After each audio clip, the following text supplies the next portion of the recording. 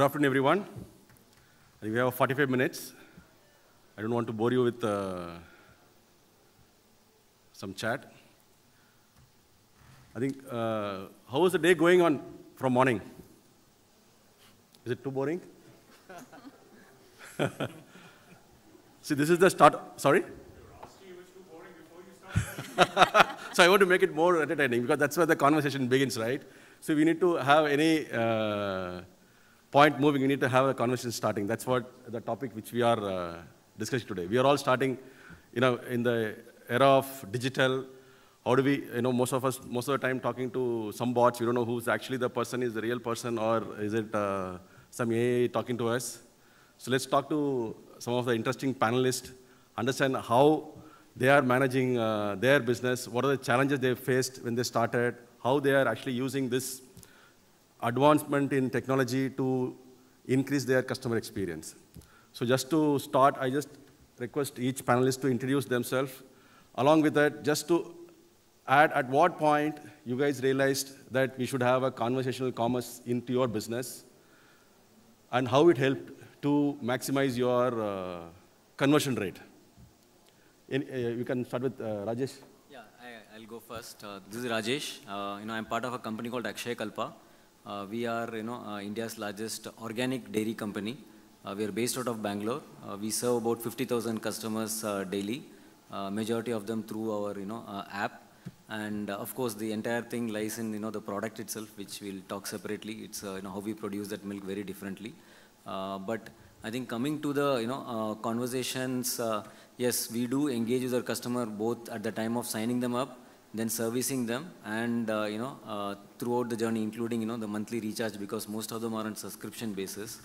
And when it started, when we realized this is the fact that milk, there are every day there is a delivery issues. There are a lot of customer issues that could come. So dealing with all that required some sort of a automated response system. I think that's where when we first realized that we do need a conversational engines going. And then, of course, when you're getting the customer as to, how to educate them and how to get it in. So at both the ends, we realized the moment we started D2C, of course, we started offline, then we went e-commerce, and then we went D2C. But the moment we went D2C, we realized the fact that, we just with call centers, etc., it's not possible. We do need to get into a full-fledged, conversational engine. Hi, I'll go next. I'm Harshada. I'm founder of the Tea Heaven.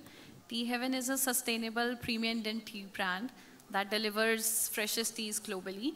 And we have a mission to empower women and have a positive impact on the environment.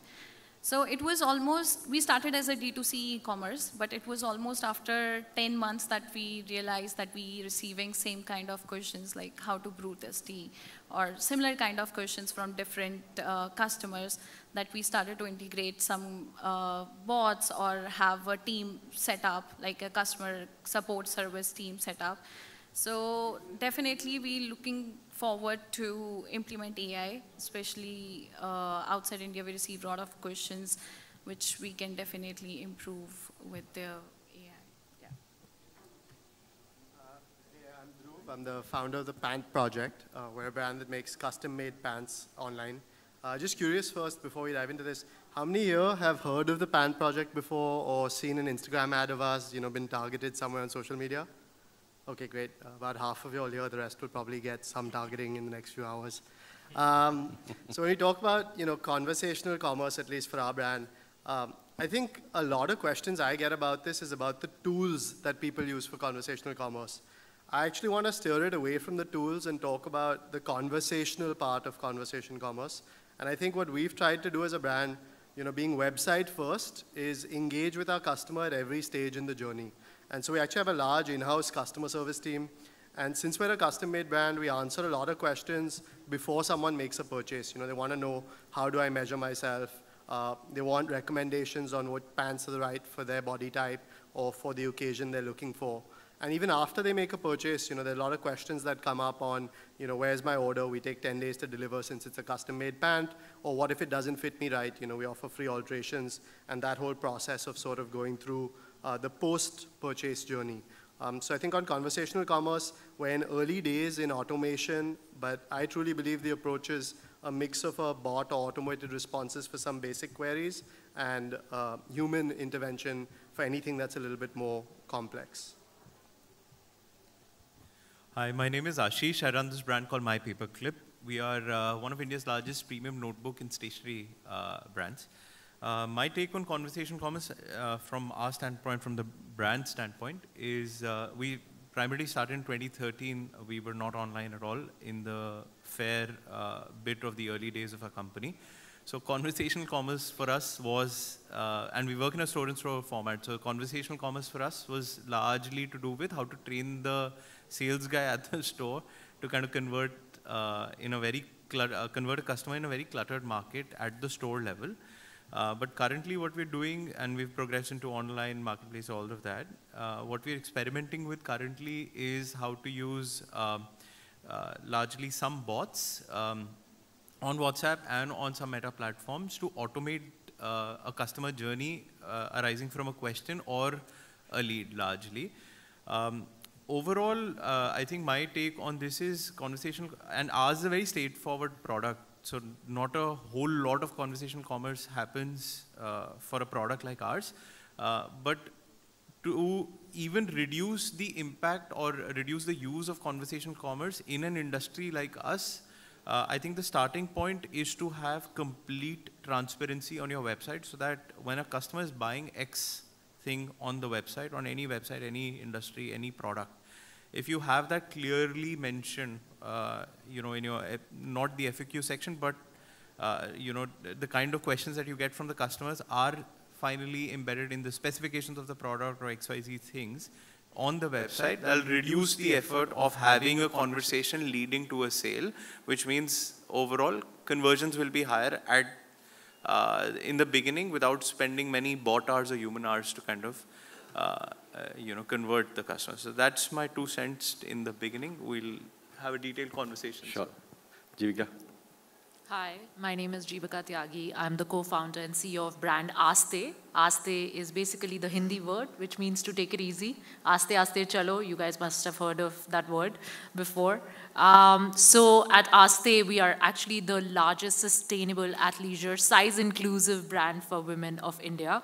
We are the only brand who's managed to really innovate and bring global quality fabrics to India. So, a typical leggings with interlocking stitch, multiple pockets, multiple lengths, but it's completely 100% sustainable fabric. And that's the innovation that we have done. In fact, buying one Aastey leggings is equal to recycling 25 trash bags.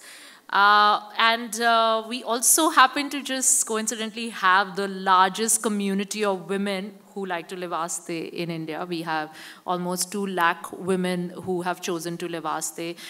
We have various touch points. We are, of course, online first. That's how we began our journey. But why I'm here today is because we first built a community. We first got a lot of brand love. We found women who choose to live Aastey. And then we used AI to sort of cross-sell to them when we took the product to market, which was just within this, this past May of 2022. So practically, we've been in business for only 1 year. And that's what I'm here to talk about today. Thank you. Thanks, panelists. So before getting to the next topic, how many of you are from offline background here? Offline business, running retail stores? Just only one hand. Okay. Since most of you are from online, what do you think is the conversion rate? So we also track conversion in offline also. So what do you think is the conversion rate in an offline store? Any wild guess?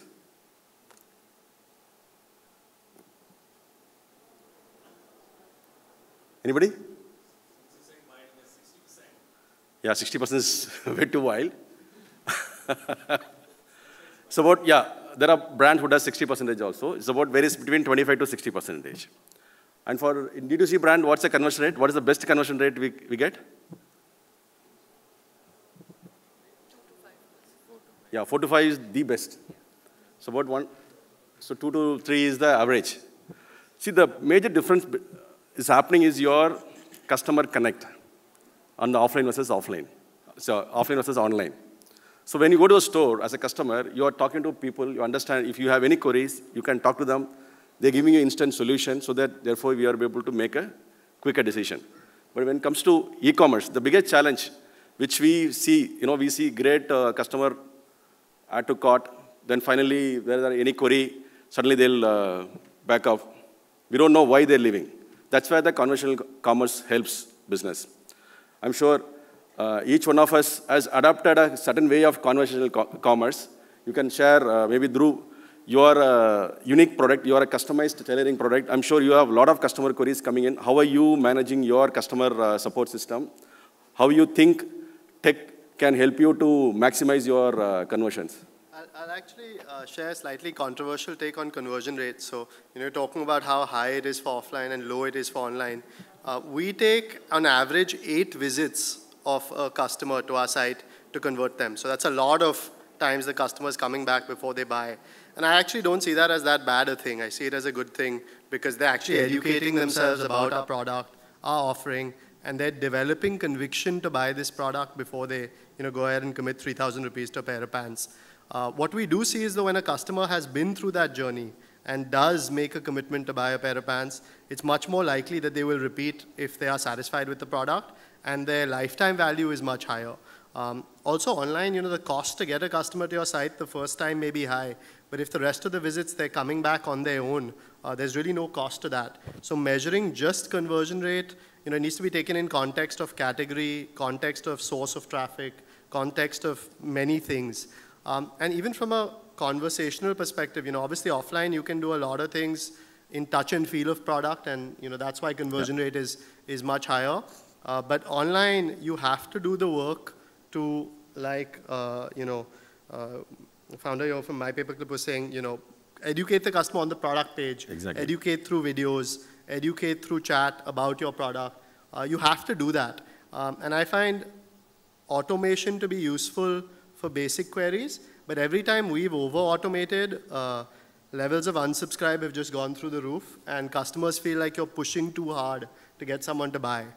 So we automate only basic things like abandoned cart rescue, where someone has clearly gotten to a point of adding something to the cart and for some reason, dropped off. And even there, we'll try to give the customer a call and understand, was it something in the purchase journey that held them back, if it's not being able to be solved through a bot. So, I'm a huge proponent of spending the time to have these conversations with the client. And yes, it's category dependent, but at our price points, we can afford to invest in that service. Yeah, so you have a support team so that you can guide the customers to make their final decisions, right? Yeah. So coming to Ashita, you are in a tea business, fairly complex category to operate in. How are you guys managing this conversational part in your website? Right. So to begin with, we started with WhatsApp, like using WhatsApp. Initially, when we started to have customer queries, we were getting queries through Instagram, and then we integrated WhatsApp on our website, through which we were answering all the questions like what are the health benefits, how this tea needs to be brewed, what are the ingredients, how is this helpful, is it a sleep tea or something like that. So that is what we had the customer service team. We have like 4 people working 9 to 5 to answer these kind of queries. But since we are targeting globally, we are trying to build a global brand here. So we cannot have different teams in different time zones, because from the US we get queries like after 5. Obviously then there is a delay of 24 hours when it goes to the US customers. So for that we are looking to have AI integrated with our website so that there is no problem with the language, may it be US, Canada, Australia, whatever it is. So we are building on that so that the queries get instantly, because it is the basic stuff like the health benefits, the ingredients, all of that. AI can definitely answer those. So we do not require a human, like a person answering that every time. So with AI, we can create that humankind interactions. So that is what we are working on, and we'll be soon implementing that for our website to have better interactions. Thanks. Jeevika, you are in a fast fashion, in a sustainable fabrics. Far away from fast fashion. Okay, sustainable fashion. Yeah. How do you think your customer journey can be enhanced through automated conversation, through chatbot? Sure, we actually already do that. When we were building this brand, in the front end, we weren't quiet. We were building a large community of women so that when we take the brand out to the market, there's already something to work with. There's already people who resonate with how you live Aastey. And because we have these women, these 2 lakh women who are our initial sort of, you could say, database for this conversation, our continuous business expertise lies in how do we convert them in a way that their conversion does not end at the first purchase. In fact, their journey starts with the first purchase with us, sort of restarts, right? They're already following us somewhere. They're already interacting with us at our various events, etc. But once you check out and you give us your dollars, how do we make sure it's worth it? How do we bring you back? And that's where we use AI. Something as simple as I think most of us D2C brands are using, like products like Intercart for WhatsApp, right? And that's very, very useful because you can sort of retarget, remarket to those customers. Also something very interesting, since you spoke about the offline space, that we did and have been successful in continuously doing that, is having events offline every time we do something new, every time we have a launch. One, because we truly feel the community wants a sense of belonging. And second, because we are a product-first company, and you have to see the product to believe in it. So it creates that touch point. And how we bring in AI is we have these basic events where, you know, women are interacting or doing something, doing yoga together, doing Pilates together, or running together. We, in fact, had one of the largest runs where with Leap Club, where 600 women were running wearing Aastey. And how we used AI in that was, post-run, we had the database of all these women. Right. We were able to create lookalike audience. We were able to retarget women who were living a similar lifestyle to these 600 women. Right. And that's what AI does. How to make these 600 women 6,000 and then 60,000 is the consumer journey we have to sort of figure out, whether with tools like WebEngage, etc. But I think that's the magic of AI, how to create that multiple, so how do we leverage that? And create that human interaction at scale. Yeah, exactly. Right? And that's how we do it at Aastey. Ashish, you want to add something here? So, you know, my view is a little different. My view is, for a D2C brand, the gold standard is to not have conversation to do commerce. And if you're able to achieve that, then one, you save out on cost. Second, you're so transparent. Third, you've explained the customer and yet have a conversion rate of 2 to 3%. I think that's gold standard, right? For now, what we've been able to achieve, so we don't have automated bots to induce a first sale, or if some customer comes to us to respond with a bot. We've not done that because we've not faced a challenge to say that a lot of customers are coming in saying, oh, I want a red notebook, can you guide me to the page? Ours is a very plain sort of product, right? It's very simple to kind of maneuver through the website, see the details, order. There's no questions that you need to really ask, and rightly so, customers have not been asking those questions. Hence, we have not embedded or have any bots or anything. But that said, what we've realized is once the first sale happens, and so once the first sale happens, you have data points of a customer. That data points of the customers then we use to categorize the customer in different categories or customer segments that we have.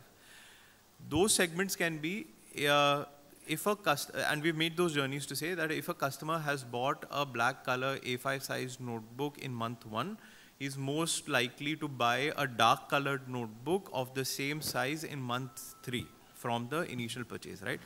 So with those journeys, those customer segments are done, and then we sent out those targeting messages, which then further leads to questions on WhatsApp, retargeting, which is then again not answered by a bot, we answered it directly. So I think, again, to summarize, I think the gold standard for a company is not to have, and D2C only, not to have a conversation to do commerce, right?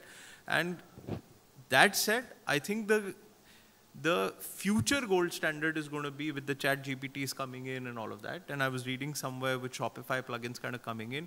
If you're a customer on my website, you've bought a green notebook whenever, and now I have a ChatGPT plugin on my website, I can or the customer can just simply go on ChatGPT and say, repeat my purchase, or say, get me a green color A5 size notebook, which is priced at $395 from Paperclip. Everything else is automated. The order placing is automated. The APIs are automated with the courier companies. Everything's automated on this. I think that's the future gold standard. Currently, the gold standard is what I explained. Yeah. Rajesh, so you are in a traditional business, which is basically milk business, and you have a lot more customer queries and support staff queries to be handled. So how far you reached in your line in terms of automation this through bot or AI? Yeah. So I think one is the origination, which everyone talked about. Of course, we are also doing the same, a lot of digital origination. So very much similar to what Jeevika and Dhruv talked about, the journeys, right? I think how do we customize for various audience, and how do we do the education process of why, you need to go organic, why you need to go for organic milk, what is the right product, within the milk variants, which ones. So all that is like, we automated. The second area is, the customer service, right? I think because ours is we have like 50 SKUs, and every morning, we deliver to some 30,000 households. So there are errors that happen. So right in the morning, how do we you don't want your call center to be flooded. So we have, right from a non-delivery, tracking delivery, to sort of a wrong SKU delivery, or there's a quality issue. For each of that, either redelivery is possible, check the inventory system and get back to the customer. So a lot of this we are automating, to ensure that the customer, in that time itself gets a response. So I think that is one major initiative.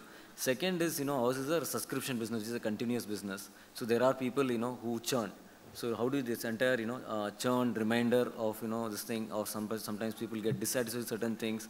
So how to ensure that the churn is lower? I think a lot of effort on that. Third is the cross-selling. I may be just a milk customer, but tomorrow, why not a ghee, why not a paneer, right? So I think, how do we do that? Of course, we don't want to spam. I think the real thing is to ensure that, WhatsApp is a very powerful tool, but if you spam, I think the customer is going to block you. Yeah. So how do you come up with interesting content? I think that is the key. So that, even if you're sending 1 or 2 WhatsApps a week, the customer should find something useful. So, and what to cross-sell, I think that's where, we feel that AI will make a difference. One last thing that we do is little different is on the farmer side. I mean, because ours is, we also deal with a large number of farmers. So a lot of things on, and we give them inputs on hundreds of things, what to grow, how to grow, what is when does each of the cattle is, in our database, the health of each cattle. So we use a lot of, this conversational tools for empowering both the farmers as well as our field staff to sort of give the timely information on this. Great. It's primarily the content and the commerce. How do we track the commerce to make it more conversion going? I think one of the things which it is coming to my mind is the social shopping. I think most of the brands, especially a lot of D2C brands actually started from social commerce. People have their own Instagram community, having their own product. Then when they get into website, it's a big challenge to manage your customer queries, right? I don't know how much advanced technology you guys using to integrate your Instagram versus your D2C website. Because I see a lot of customers coming and asking questions, but if you give a link to shop, that customer doesn't come. But if you have put somebody to shop online, immediately give the answer immediately, then and there, they are actually the likely conversion is higher. So how do you think linking your social profile to your website to enhance the customer experience and increasing your revenues? You can, anyone can take. We've already done that, so I think I can take this. So we've tried that, I would say, where you get an automated reply every time you DM us. We're not a big fan of it because what we're looking for is very, very customized responses. Yes. This is a community which has taken a long time to build, of course, followed by some huge amount of marketing dollars as well. And even one incorrect response can sort of break the brand, right? Everything can be taught, but you can't teach a brand to be cool. Correct. And that's very important. That's literally our ethos.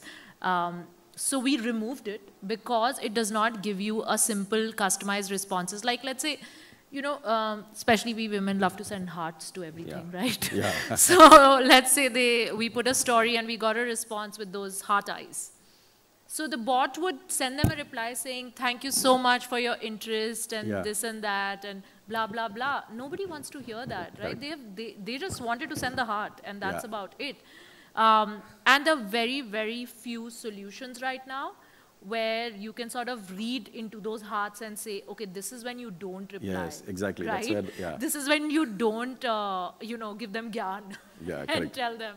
So just to keep it organic, in line with what Aashish said, you know, we removed those bots, but we consciously make sure that there's a single team working towards the DM, which is the same team that is probably replying to WhatsApp when, you know, it's not an automated reply, that is probably taking care of your entire CLM, your customer lifetime management.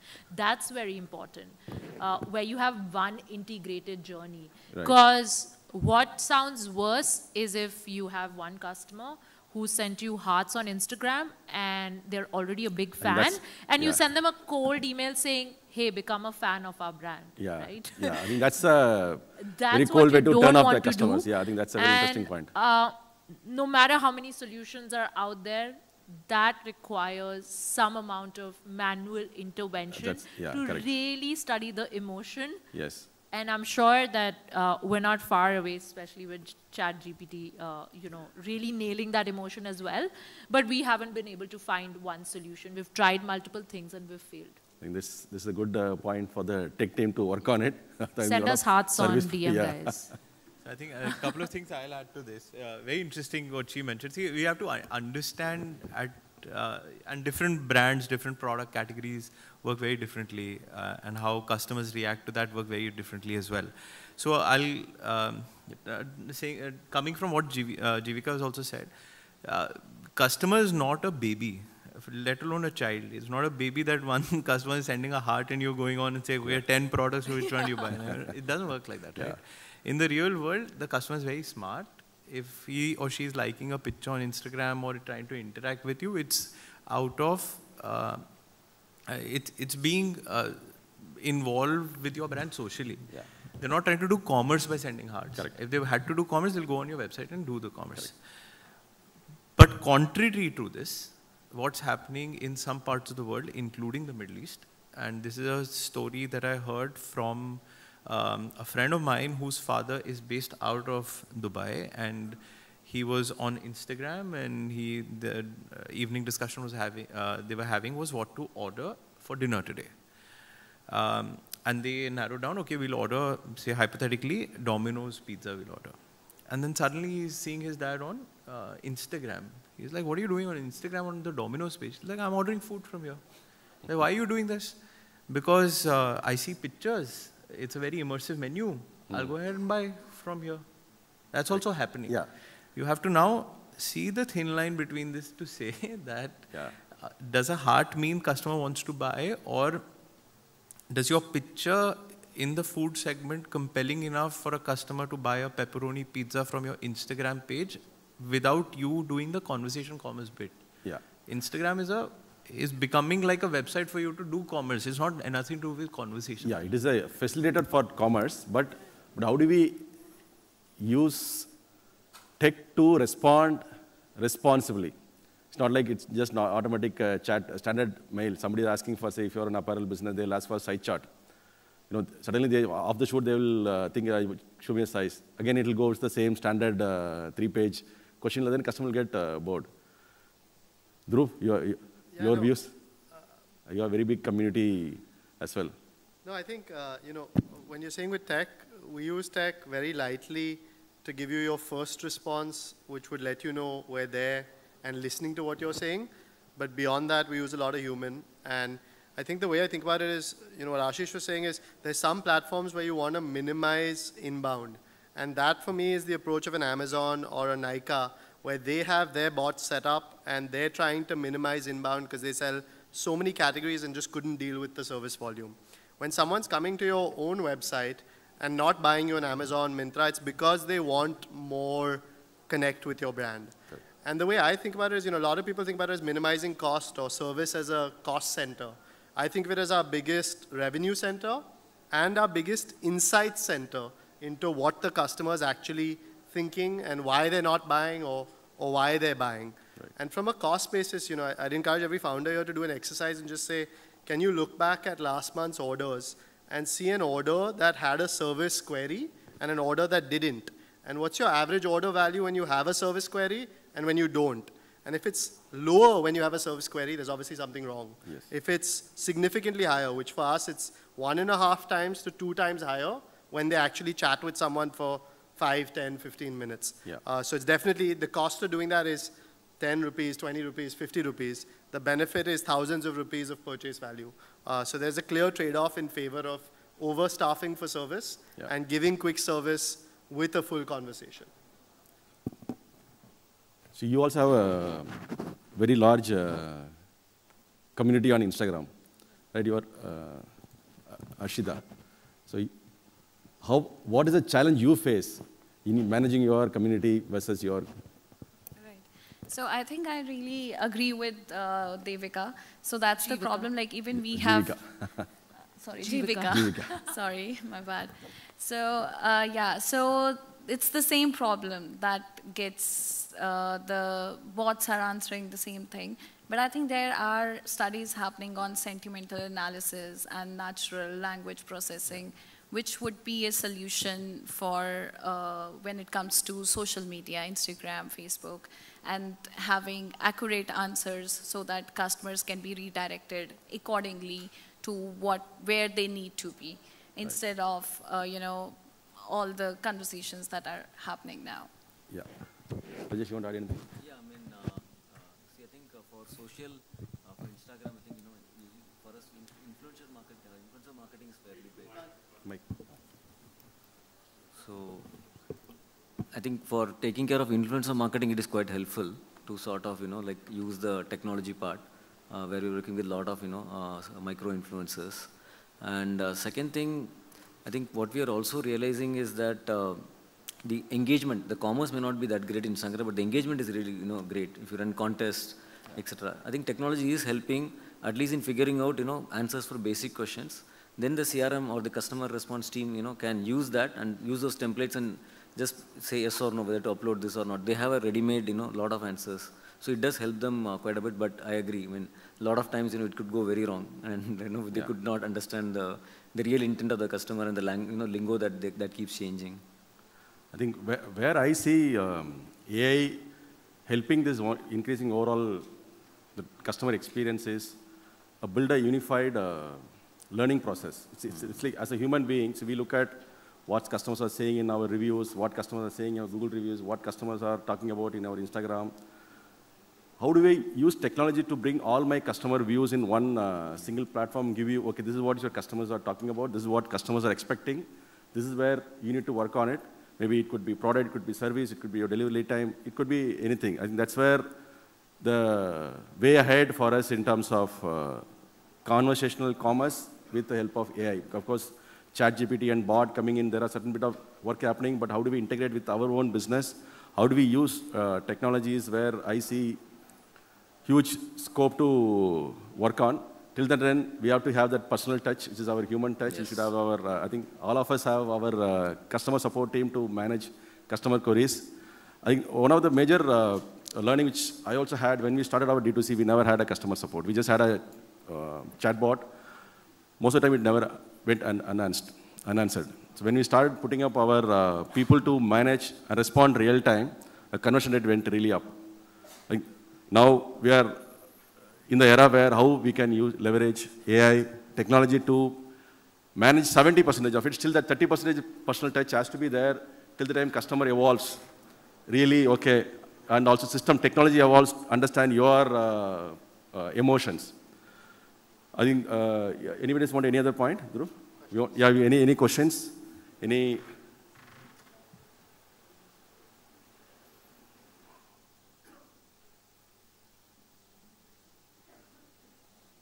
How many of you are tech developers working on AI? Any AI developers? I think one more area where... I think so. Yeah, Rajesh. Sorry, one more area where, you know, we are seeing some use for technologies on the SEO optimization, search engine optimization. Yeah. A lot of the content creation, you know, that at least we are working on, where we feel, you know, role for technology and AI is, you know, quite pivotal.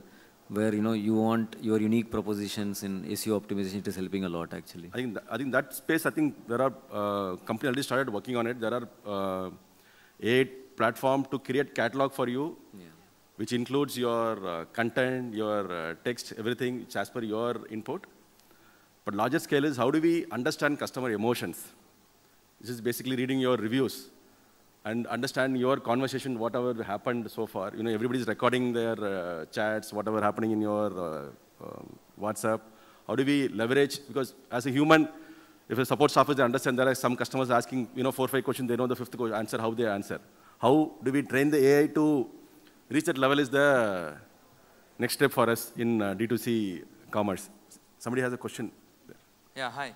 So I wanted to ask both the apparel brands on stage that the online sizing calculator,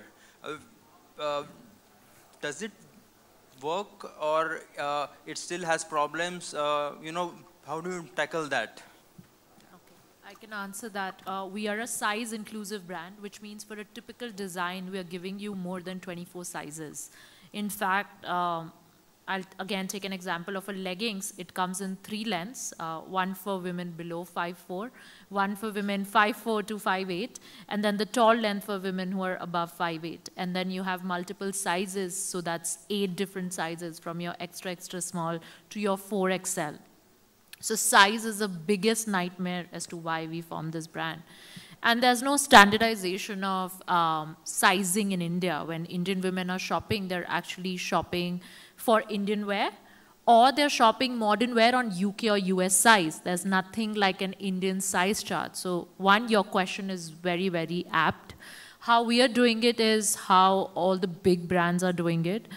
There are actually third-party APIs now that are very accurate, where it has its own set of database, plus you can input different sizing if you want, because they also have limitations. They're not size inclusive. Yeah. So they have inbuilts also, and on top of that, you can put in your own size chart manually, and it's as simple as integrating that API on your Shopify website. Yeah. We have a size guide on our website. We also have a size measurement, which is exactly what you're talking about, which tells you, you can have simple inputs like, let's say you are a woman 5'2", waist 32, butts 36, whatever, you put in all the inputs and it's going to tell you your Aastey size accurately. So not just a generic size, which is for any fast fashion brand like H&M, Zara, etc. It'll tell you exactly what Aastey size leggings and what Aastey size top are you. Very, very simple to do nowadays. Of course, look for APIs that don't slow your website, because we also struggle at the beginning. We want to go big, we want to get the right solution, but then it drains down to what makes it super easy without increasing the bounce rate. Yeah. Just to add, even government is now bringing in policy to standardize size as part of weights and measures. I think NIFT actually is working on it. They have got 20,000 women and they're trying to standardize the Indian size chart. However, that has also been going on since 2020, so it's yet to close out. India is a continent by itself, so standardizing Indian size exactly. is If you go to Northeast, it's a completely different body type. Down South, it's a different body type. It's pretty hard to crack. It's not as simple as that. Yeah, exactly, yeah. I mean, Dad, we built our brand on sizing, custom fit pants. So first thing on sizing in apparel, every brand is lying to you about your actual waist size. So just go home. No, actually, go home, take out all the 32 waist or whatever your waist is, 34 waist pants in your wardrobe and start measuring them. Not a single one of them will be the actual waist size it claims to be. 32 waist pant is actually 33 to 35 waist, depending on which brand you're shopping it from. And that's obviously consumer psychology. They want you to feel thinner than you actually are, so they just size down what the label is. We've taken a custom sizing approach, and so if you order 36 on Pant project, you're getting an actual 36 waist pant. It's actually a problem for us because most people come and buy a 36 and say, this is too tight for me, when the actual waist is a 38 and no one's ever told them, hey, you're a 38. In terms of sizing and data, national survey is 20,000 people that they're measuring. Over 3 years, they've been doing it. We've been in business 2.5 years now. We've got over 200,000 data points, on fit across the country, northeast to south. We've done, 1,000+ zip codes. So what we're trying to build is sort of that data intelligence and say, this is the best slim fit pant for the Indian male. This is the best relaxed fit pant for someone above a 42 waist size. You know, we go all the way up. We've done pants that are 64 waists. So, you know, we go right from, you know, 24 to as large as you want, you know, on sizing. So I think sizing is the hardest part of apparel. It's what drives returns and exchanges. And if you can crack sizing, I'll just give you an example. You know, on Amazon or Myntra, our returns and exchange rate is somewhere from 20 to 30%. And that's because it's standard sizing. Yeah. On our website, our returns and exchanges is 2 to 3%. And that's because we spend a lot of time educating someone on sizing. So you can save a lot of time and money by just investing in educating on sizing.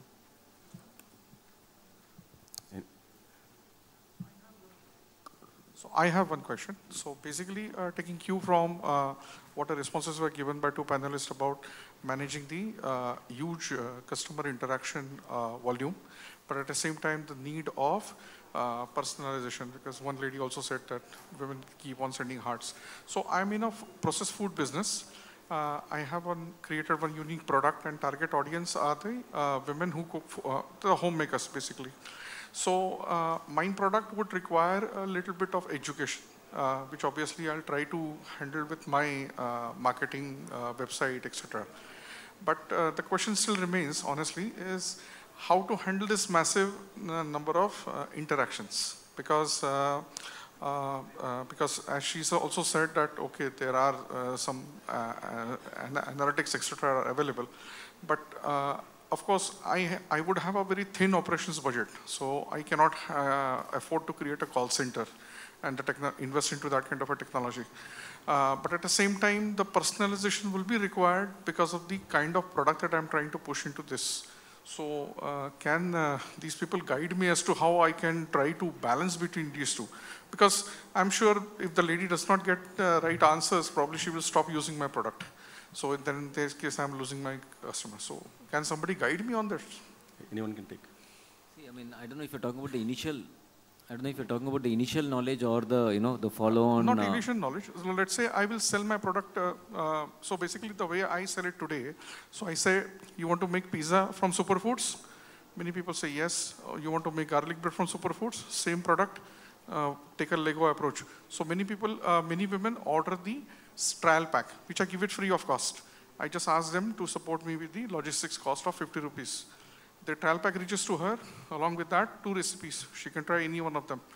And then, of course, then I start the marketing campaign. I start sending the certain say as to what is the philosophy behind creating this product, why it is good for you, your children, etc., etc.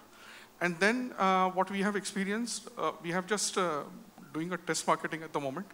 A lot of questions keep on coming. So sometimes who are tech savvy, they send mails, which I myself and 3 of us try to read and somehow answer.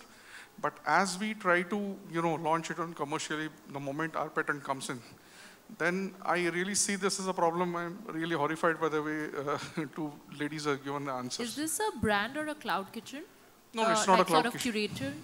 No, it's actually it's a food product which... it's a food product you all make? It's a product, yeah. Ready to cook, you can say, at the moment. Okay, so it's a brand and it's a single product. Okay. So all you need is one Gen Z employee who's going to just reply to all of them and handle all of this alone. Yeah, see, basically you need you know, someone to keep on top of your customer queries till you reach till your bot learn your questions and respond. To whom typing comes naturally, so just... Also having maximum information on your Shopify, like that would be very helpful. Having like the most common questions, like in our case, it is what time of the tea, this tea should be drank. All those things, if you have it on your product page, according to each and every product, I think that is already the customer can see, have each and every information, and it's easy to make that decision to buy or not. Hi, my name is Saptarshi. I'm the founder. So I'm the founder of a company called Zindas. So my question is to Harshada, as you are going global and then a lot of good things happening, and obviously that's the future as India is becoming the factory to the world. How do you use AI while understanding the Indian diaspora in let's say a US or a UK, and how do you target your consumer when you market, and especially on the cost side, that's on the revenue side, top line side, and on the cost side, especially duty is a very, very, very high component, right? Especially in the US. How do you ensure AI, or how do you foresee AI to be a critical part in understanding your cost structure while calculating duty, while calculating product-wise duty, and putting it into the cost structure? So couple of on the top line and on the bottom line, how do you use AI? So before integrating AI for the different countries and for the different consumers, I think what needs to be analyzed is who is your consumer in different parts. Like for us, our consumer in India is very different, but our consumer in the US is even more different. So after understanding that, and then seeing that if in the US, the time zones are different, and you'll have to integrate that team probably in India or in the US. So analyzing that cost with the AI. When you take that and how big you go with that, I think then it depends on the cost. Then you will be able to see like having AI is actually cost effective than having 10 employees, 20 employees answering your questions when it is they have to work the night shifts. So. Okay, I think we are just on time. Thank you so much for the panelists for sharing your views, and thank you so much for the audience.